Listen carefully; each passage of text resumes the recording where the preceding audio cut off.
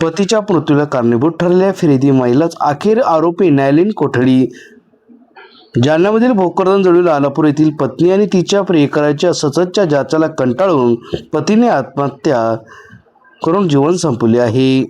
पतीच्या मृत्यूस कारणीभूत ठरल्याचा बनाव रचून प्रियकराविरुद्ध तक्रार दाखल करणारी महिलाच अखेर पोलीस तपासात आरोपी निष्पन्न झाली आहे।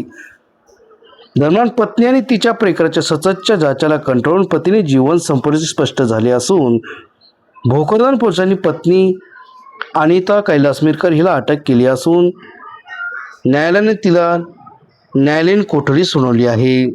दरम्यान भोकरदन जवळील आलापूर येथील कैलास विश्वनाथ मिरकर वय 45 यांनी आपल्या शेतात विषारी औषधी प्राशन करून जीवन संपवले। या प्रकरणी कैलास यांची पत्नी अनिता मिरकर हिच्या तक्रारीवरून पोलिसांनी साबर शाह सादिक शाह यांच्या विरोधात या मृत्यूस कारणीभूत ठरल्याचा गुन्हा दाखल केला होता। या प्रकरणाचा पुढील तपास भोकरदन पोलीस करत आहे।